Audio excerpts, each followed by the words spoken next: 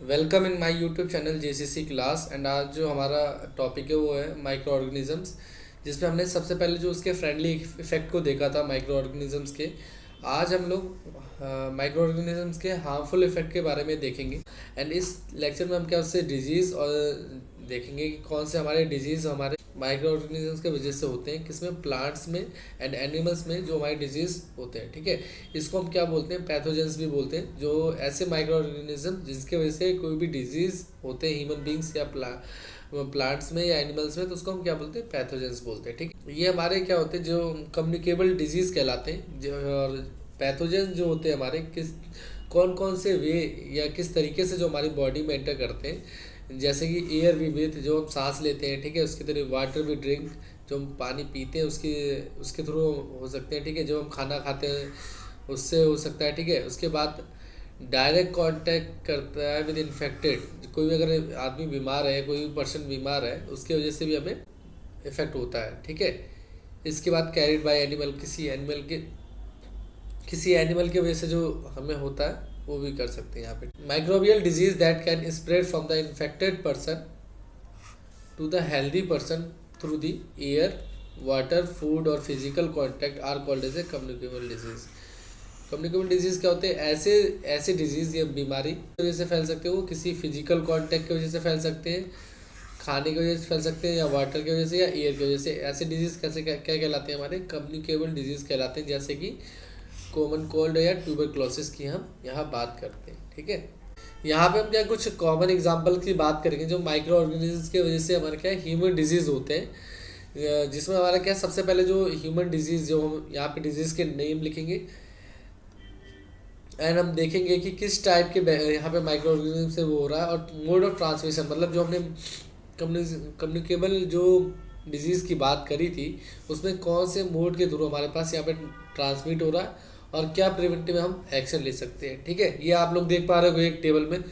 और इस टेबल में जनरली क्या है, ट्यूबरक्लोसिस सबसे पहले देखा है, जिसको हम टीबी के नाम से भी जानते हैं। ये किसकी वजह से होता है, बैक्टीरिया की वजह से होता है। ये एयर इसका मोड ऑफ ट्रांसमिशन होता है। देखो चिकन पॉक्स, पोलियो, ये किनकी वजह से होता है, ये वायरस की वजह से होता है। और ये किसकी वजह से, एयर के कांटेक्ट से होता है। और ये हमारे पास जो पोलियो एयर और वाटर दोनों की वजह से होता है। ठीक है, यहाँ पे आप देखोगे keep the patient in a complete isolation. इन कंडीशनों में क्या कह रहा है कि जो हमारा पेशेंट है वो कंप्लीट आइसोलेशन में होना चाहिए और किसी से पर्सनल बिलोंगिंग मतलब टच में नहीं आना चाहिए। और और वैक्सीनेशन भी दिया जाता है। इसमें क्या है, सूटेबल एज के टाइम पे हमें वैक्सीनेशन प्रोवाइड करते हैं। जैसे आप देखते होंगे पोलियो के लिए जो वैक्सीनेशन प्रोग्राम चलते हैं उसी वजह से चलते रहते हैं। ठीक है, इसका देखोगे टाइफाइड भी हमारा बैक्टीरिया की वजह से ही होता है। क्लोरा भी हमारे टाइफाइड की वजह से। मोड ऑफ ट्रांसमिशन क्या है, इसमें वाटर है मेनली और फूड। इसमें क्या पर्सनल हाइजीन को हमें मेंटेन करना रहता है। एंड देन हेपेटाइटिस ए की बात करेंगे। हेपेटाइटिस ए में आप देखोगे हमारा वायरस की वजह से होता है। किस वजह, इसका मोड ऑफ ट्रांसमिशन वाटर है। एंड जो हम क्या करते हैं, ड्रिंक, इसमें क्या है, बॉयल ड्रिंकिंग वाटर पीने के लिए हमसे बोला जाता है। और वैक्सीनेशन की बात करता है ये। मलेरिया में क्या होता है, मलेरिया हमारा प्रोटोजोआ माइक्रो ऑर्गेनिजम्स की वजह से होता है। और ये हमारा मॉस्कीटो इसमें ट्रांसमिशन है। इसमें जनरली हम क्या करते हैं कि स्प्रे करते हैं इंसेक्टिसाइड, जो मॉस्कीटोज को वहाँ पे रोकने के लिए। कुछ इसके बाद प्लांट डिजीज़ के बारे में देखेंगे। प्लांट डिजीज़ में क्या क्या आता है, जनरली देखोगे आप लोग कि इसमें जो हमारे पास कुछ जो प्लांट डिजीज़ के बात करें, सीट्रस कैंकर, ये किसकी वजह से होता है, बैक्टीरिया की वजह से होता है। और इसमें मोड ऑफ ट्रांसमिशन क्या हमारा एयर है।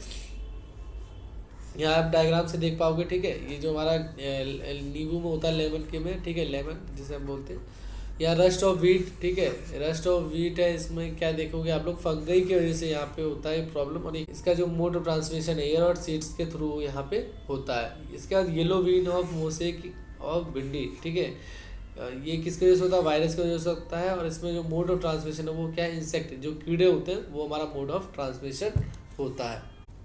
इसके बाद जो हमारा नेक्स्ट टॉपिक है वो है हमारा फूड कंजर्वेशन। ठीक है, इसमें जनरली क्या है, किसी भी खाद्य पदार्थों की संरक्षण की बात करते हैं। जो भी हमारे खाने पीने वाले पदार्थ हैं उसका संरक्षण की बात करते हैं। मतलब कि इसकी क्यों जरूरत पड़ती है, why we need to avoid the food poisoning. इसलिए जरूरत पड़ती है कि फूड पॉइजनिंग को बचाने के लिए, मतलब फूड को ख़राब होने से बचाने के लिए, स्पॉइल फूड होने से बचाने के लिए कैसे करते हैं, हाउ, ये हम फूड स्पॉइल बाई सब कुछ माइक्रो ऑर्गेनिजम्स जो होते हैं इसको क्या करते हैं, ख़राब कर देते हैं, रिएक्ट करके इनके। तो कैसे करते हैं, ये micro organisms grow on the our food and produce toxic substances.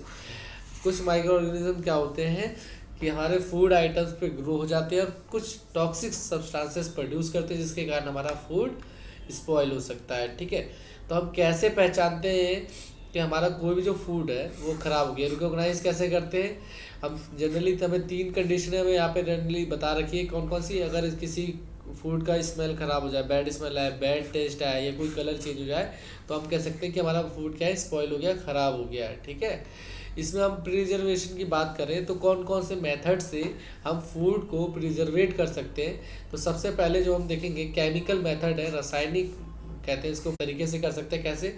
इसमें salt and edible oil common chemicals generally use to check the growth of micro organisms, avoid their spoilage. ठीक है, यहाँ पे करते हैं सॉल्ट और एडिबल ऑयल्स हम add करते हैं फूड आइटम्स में कि चेक कर सके किसकी, माइक्रो ऑर्गेनिजम्स की ग्रोथ को, जो हमारे सूक्ष्म जीव है उसकी ग्रोथ को चेक कर पाए और क्या करें, अवॉइड कर सके क्या, उसकी देर स्पॉइलेज, उसकी जो खराब होने के जो चांसेस हैं उसको हम अवॉइड कर पाएँ। जैसे कि सॉल्ट एंड एडिबल ऑयल क्या करते हैं, एक हमारे प्रिजर्वेटिव्स कहलाते हैं। ठीक है, इसमें जनरली एग्जांपल के लिए देखे जाएँ तो पिकल्स जो होता है, अचार जो होता है हमारा घरों में जो अचार होता है उसमें सॉल्ट और हमारा एसिड कई बार ऐड करते हैं।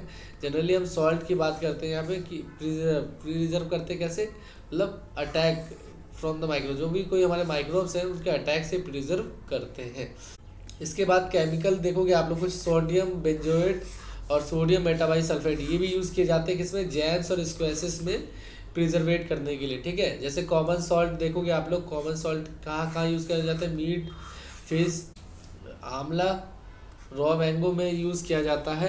और ये प्रोसेस क्या कहलाता है, हमारा सॉल्टिंग प्रोसेस कहलाता है। तो कई बार देखा होगा आपने फिश के अंदर हमारा सॉल्ट भरा रहता है, तो वो क्या किस काम आता है, उसको प्रिजर्वेट करने के लिए। ठीक है, इसके बाद शुगर की बात करें तो शुगर क्या, शुगर भी हमारा यूज़ होता है जैसे कैसे, प्रिजर्वेटिव, जैम्स, जेलीज में यूज़ करते हैं।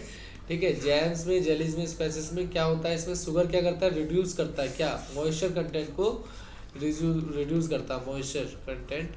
ये क्या करता है, इनहिबिट करता है ग्रोथ ऑफ बैक्टीरिया, मतलब किसी भी बैक्टीरिया की ग्रोथ को ये रोक देता है। और इससे क्या होता है, हमारा जो फूड है वो स्पॉइल नहीं करता, बच जाता है। अवॉइड मतलब उसका रोकथाम, ठीक है, बचना। इसके बाद ऑयल एंड विनेगर भी हमारा यूज़ करते हैं किसमें, पिकल्स में बताया था।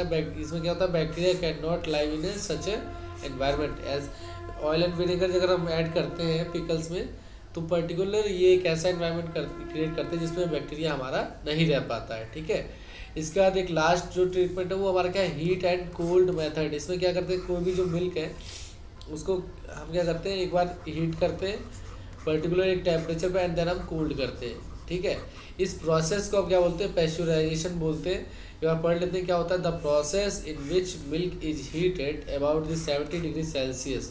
ठीक है, कितने 415 to 13 seconds and then suddenly chill and store is known as the pasteurization. ठीक है, ये 70 डिग्री सेल्सियस पे 15 से 30 सेकंड के लिए दूध को गर्म करते हैं एंड देन सडनली क्या करते हैं, चिल करते हैं। चिल करने का मतलब ठंडा करना। ठीक है, ठंडा करते हैं, इसको ठंडा करते हैं एंड देन स्टोर करते हैं। इस प्रोसेस को क्या बोलते हैं, पैस्चराइजेशन बोलते हैं। किसने दिया था, लुईस पोस्चर ने दिया था इसको। ठीक है, डिस्कवर किसने किया था, लुईस पोस्चर ने। इसके बाद स्टोरेज एंड पैकिंग हमारा क्या एक लास्ट मेथड जाता है जिसकी वजह से हम क्या कर पाते हैं और हमारे फूड आइटम्स को स्पॉइलेज होने से रोक पाते हैं। आजकल देखोगे कि जो वेजिटेबल्स और फ्रूट आइटम्स है क्या सील पैक में मिलते हैं, एयर टाइट पैकेट्स में, जो प्रिवेंट करता है क्या, अटैक ऑफ माइक्रोब्स के अटैक को प्रिवेंट करते हैं यहाँ पे लोग। इसके बाद नाइट्रोजन साइकिल हमारा लास्ट टॉपिक है इस चैप्टर का। नाइट्रोजन साइकिल क्या होता है, जनरली सबसे पहले नाइट्रोजन साइकिल देखने से पहले कुछ हम नाइट्रोजन के बारे में यहाँ पे बात कर लेंगे। सबसे पहले जो हमारा एटमॉस्फेयर में 78% नाइट्रोजन पाई जाती है। कितनी नाइट्रोजन पाई जाती है, 78% नाइट्रोजन गैस है। Nitrogen is one of the essential constituent of all living microorganisms as a part of proteins. ठीक है, chlorophyll, nucleic acid and vitamin. जो नाइट्रोजन क्या होता है हमारा काफ़ी ज़्यादा इसेंशियल पार्ट होता है किसी के लिए, हर किसी एक ऑल लिविंग माइक्रो ऑर्गेनिजम्स के लिए, जैसे कि प्रोटीन्स में क्लोरोफिल या न्यूक्लिक एसिड और विटामिन, इन सभी में हमारा मेन रोल होता है। ठीक है, तो the atmospheric nitrogen can not be taken directly by plant and animals. जो भी हमारे जो एनिमल्स होते हैं और प्लांट हैं वो नाइट्रोजन को डायरेक्टली कंज्यूम नहीं कर सकते। इसके लिए क्या है, कुछ सर्टेन बैक्टीरिया होते हैं जैसे कि blue green algae present in the soil. हमारी जो मिट्टी में क्या है, कुछ हमारे बैक्टीरिया प्रेजेंट होते हैं। कौन से? नीले हरे शैवाल, ठीक है, ब्लू ग्रीन एल्गी बोलते हैं इसको। ये क्या करते हैं, फिक्स करते हैं नाइट्रोजन को कहाँ से, from atmosphere to atmosphere and convert into the compound of nitrogen, ठीक है। Once nitrogen is converted into this usable compound, it can be utilized by the plant from the soil through their root system, ठीक है।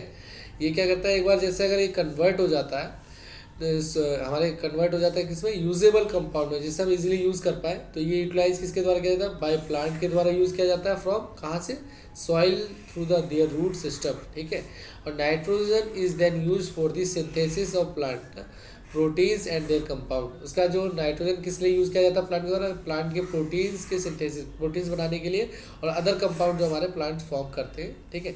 और other nitrogen compound को जैसे animal क्या करता है कि ये जो हम प्रोटीन से कंज्यूम करते हैं किसके थ्रू, प्लांट के थ्रू कंज्यूम करते हैं। When plant and animals die, suppose कोई हमारा प्लांट्स और एनिमल डाई कर जाते हैं, मर जाते हैं, तो अगेन बैक्टीरिया एंड फंगई जो प्रेजेंट होते हैं इन दिस सॉइल कन्वर्ट क्या करते हैं, नाइट्रोजनियस वेस्ट, जो भी हम बॉडी जो रह जाती है, हमारी बॉडी वेस्ट जो भी हमारा प्लांट या एनिमल का रहता है, वो क्या है, अगेन क्या करते हैं, इनटू नाइट्रोजनियस कंपाउंड में यूज़ किया जाता है प्लांट के again, and certain other bacteria convert some part of them to nitrogen gas, ठीक है। तो अगेन हमारा क्या होगा, सॉइल से अगेन हमारे एटमॉस्फेयर में बैक चली जाती है, goes back into the atmosphere. As a result, the percentage of nitrogen of the atmosphere remains more or less constant, ठीक है। तो इस वजह से हमारा जो नाइट्रोजन है वो कांस्टेंट रहती है और हमारा उसका साइकिल कंप्लीट रहता है। कैसे साइकिल काम करता है, सबसे पहले देखेंगे। सबसे पहले बोला एटमॉस्फेयर में हमारा कितना 78% नाइट्रोजन है, ठीक है। और ये नाइट्रोजन जो हमारा किसके थ्रू लिया जा रहा है, ये हमारा क्या है, यहाँ पे कुछ बैक्टीरियाज है, ब्लू ग्रीन एल्गी, ठीक है। यहाँ पे फर्स्ट प्रोसेस देखेंगे कि इन्होंने क्या करा, बैक्टीरिया एटमॉस्फेयर से लिया एंड देन ये उन्होंने फिक्स कर दिया कहाँ, नाइट्रोजनस कंपाउंड में, सॉइल में, ठीक है। सॉइल में हमारा फिक्स कर दिया, जो सॉइल में फिक्स करा, तो यहाँ पे आप देखोगे compound nitrogen in the soil, ये किसने लिया, हमारे पास second part and third fourth हमारा प्लांट ने लिया यहाँ से, ठीक है। प्लांट ने लिया, प्लांट ने जो भी कंपाउंड प्रोड्यूस करे उस नाइट्रोजनस से, वो किसने खाया, हमारे एनिमल्स ने, ठीक। और इसके बाद अगर आप देखोगे जो हमारा जो एनिमल्स और ने खाया, उसके बाद देखोगे जो नाइट्रोजनस वेस्ट है, ठीक है, जैसे वो जब उनकी डेथ हुई तो क्या हुआ, दोबारा वो एज ए नाइट्रोजनस वेस्ट हमारे किस में आ गया, सॉइल में, दोबारा बैक्टीरिया ने कन्वर्ट करके, एंड देन अगेन हमारा प्लांट ने लिया। ये तो एक साइकिल हो गया। इसके बाद आप जो सेकंड साइकिल देखोगे, यहाँ से कुछ बैक्टीरिया क्या करते हैं, इसी नाइट्रोजन को किस में कन्वर्ट कर दे रहे हैं, गैसेस फॉर्म में कर दे रहे हैं डायरेक्टली। तो ये हमारा क्या है, नाइट्रोजनस गैस में चेंज हो जा रहा है। और हमने पिछली क्लासेस में लाइटिंग वाला एक पढ़ा हुआ है कि लाइटिंग के वजह से भी, हमारी बिजली की वजह से भी हमारा नाइट्रोजन फिक्स होता है, ठीक है। तो ये हमारा पूरा यहाँ से नाइट्रोजन साइकिल होता है जो हमने देख लिया है, ठीक है, नाइट्रोजन साइकिल। आई होप आप सभी को ये चैप्टर समझ में आएगा। Thank you so much video देखने के लिए आप सभी का।